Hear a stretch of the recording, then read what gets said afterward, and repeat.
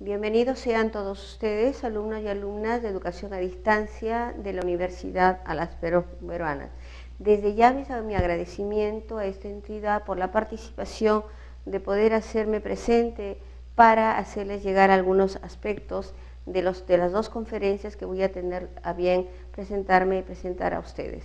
Van a ser dos conferencias. La primera va a tratar sobre la globalización, que es el tema que voy a presentar seguidamente.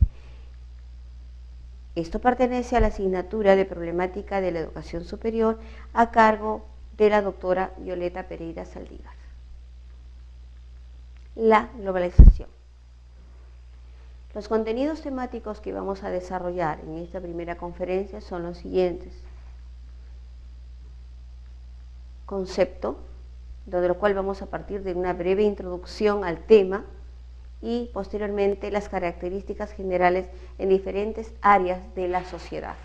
Vamos a perfilar pues un panorama global de la globalización. Globalización. En la introducción, permítanme y por favor les invito muy cordialmente a que vean el gráfico en primer lugar a la izquierda, que es este triángulo que está ubicado en la parte izquierda de la pantalla, y a la derecha también. Vean ustedes, por un lado vemos lo que son las necesidades y por otro lado lo que son las exigencias. En este triángulo de Abraham Maslow, que es famoso por ser una de las tantas teorías que hay sobre la motivación humana, él sostiene que el ser humano, a través del desarrollo de su vida y el desarrollo inclusive como individuo característico de la especie humana, tiene que satisfacer diferentes tipos de requerimientos para su desarrollo ulterior, que va desde las partes más primitivas, más instintivas, más ligadas a la sobrevivencia, como verán ustedes en este triángulo, que son las necesidades, por ejemplo, fisiológica. Otro tipo de necesidad que también debe cubrir el ser humano para poder seguir avanzando en su desarrollo como género, digamos, género inteligente, estamos también todos los aspectos que son sociales. Recuerden ustedes que Maslow hablaba mucho del sentido de la pertenencia, el sentir aceptado por los demás. Recordemos que el ser humano es un ser gregario, un ser social. Y posteriormente vamos a ver también otros tipos de avances, en los cuales la última escala, como verán ustedes, es la autorrealización. Entonces el ser humano en toda sociedad, y específicamente en la que estamos viviendo, donde es creciente las necesidades de mayor competencia y competitividad, tiene que ir resolviendo y conjugando diferentes tipos de aspectos que tiene que lograr tener para poder vivir y sobrevivir en esta sociedad. Pero por otro lado también tenemos exigencias. Mayormente ya las exigencias no están dadas solamente por nuestra familia, por nosotros mismos, tal vez por nuestras organizaciones o por nuestros países. No, ahora también estos requerimientos y esas exigencias y demandas son ya no solamente atendiendo aspectos que son de una extensión limitada, son a nivel planetario, son aspectos que son comunes a los diferentes países que conforman nuestro planeta. Desde esa perspectiva, en nuestra sociedad actual, la sociedad del siglo XXI, tenemos que una constante es el cambio. Y aquí hay algo que también nos lleva a reflexionar. Sabemos que todo cambia, evidentemente, y verán ustedes que en otros tipos de sociedades antes se concebía que no había cambio. Entonces se planificaba y se ejecutaban diferentes tipos de acciones en esa perspectiva. Pero tanto ustedes y yo es inevitable saber que esto es una vorágine que se da, el cambio. Lo interesante es que nosotros no solamente asumamos pasivamente el cambio, no, sino que más bien lo creemos, lo gestemos, lo direccionemos, con la finalidad de nosotros lograr la satisfacción de esas necesidades y esas expectativas que habíamos explicado anteriormente. Y repito, pero esto no solamente se va a dar a un nivel personal social, con las relaciones sociales, sino también a nivel institucional, a nivel de las diferentes organizaciones que pretenden que sus miembros formen parte de gente proactiva, que asuma retos con creatividad y con criterios de innovación. Y evidentemente esto va a repercutir también en el aspecto global. Ahora, algo que me parece muy interesante que también ustedes manejen. Desde el punto de vista, no todo el mundo está de acuerdo, está conforme acerca de que debería este fenómeno, ¿no?, mundial debería denominarse globalización. ¿De dónde viene este término? Bueno, proviene del inglés, un anglicismo, pero ha habido determinadas posiciones también que dicen que no debería llamarse globalización a este fenómeno, sino a este proceso, sino más bien debería llamarse mundialización.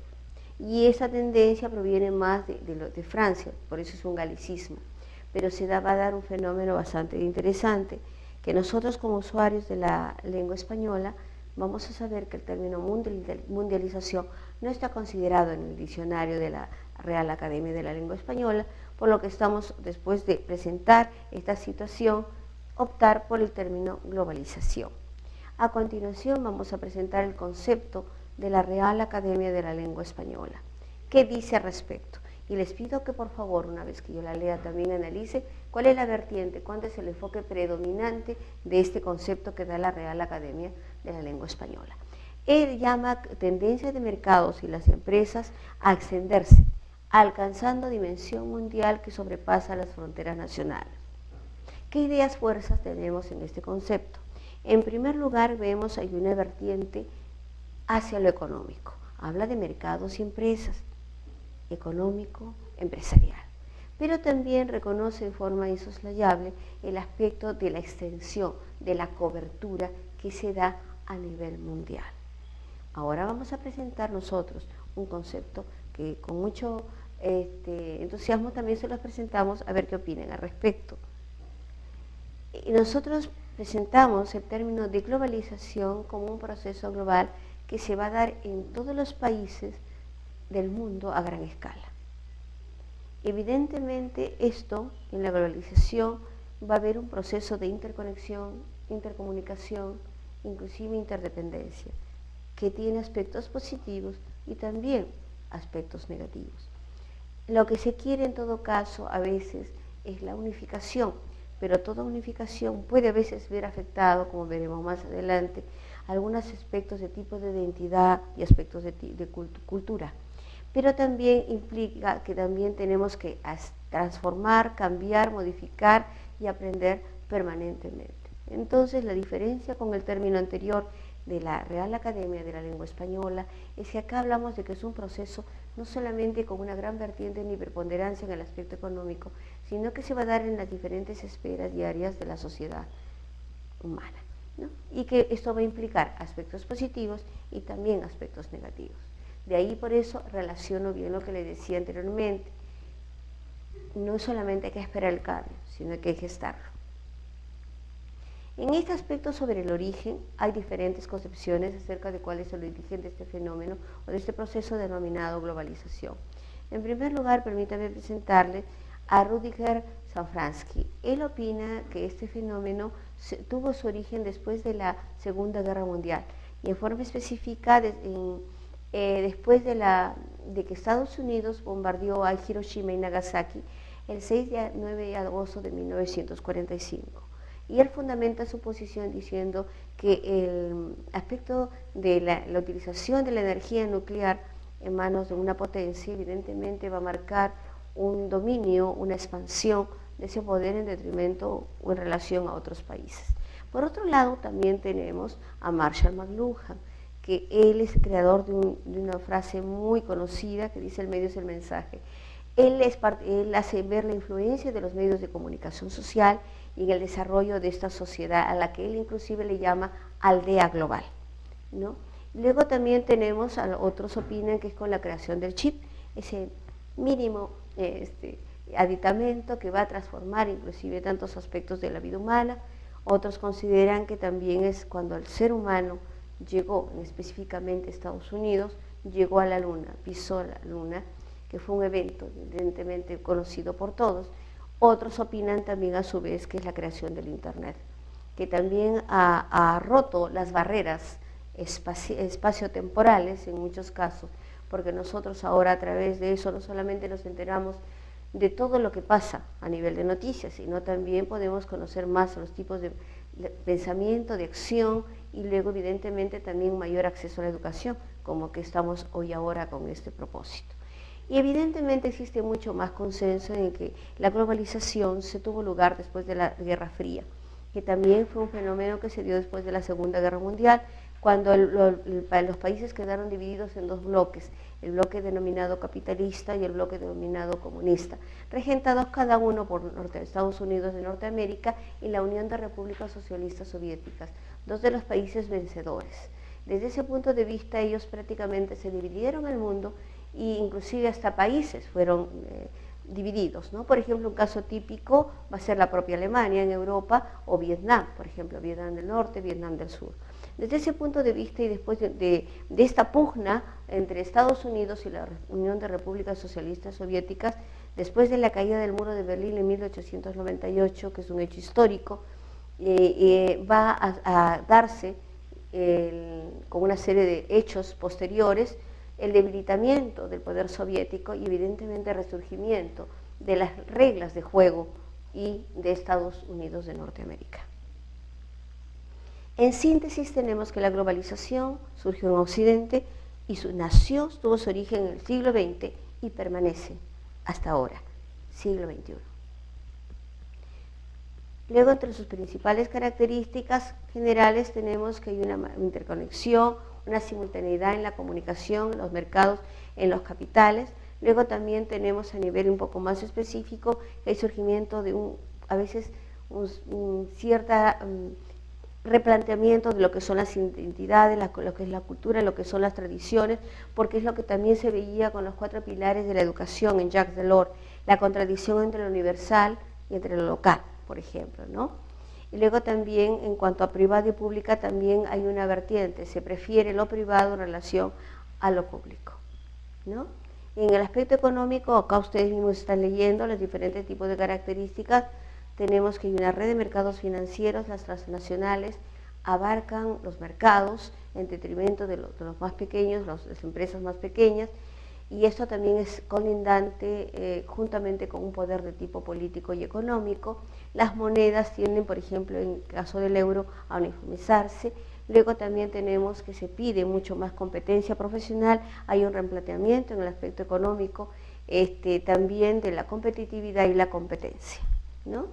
En el aspecto político se dan diferentes tipos de tendencias, pero evidentemente debido también a su relación con el poder económico va a tener preponderancia Estados Unidos y todos los países, ¿no? Los llamados grupos de los 8.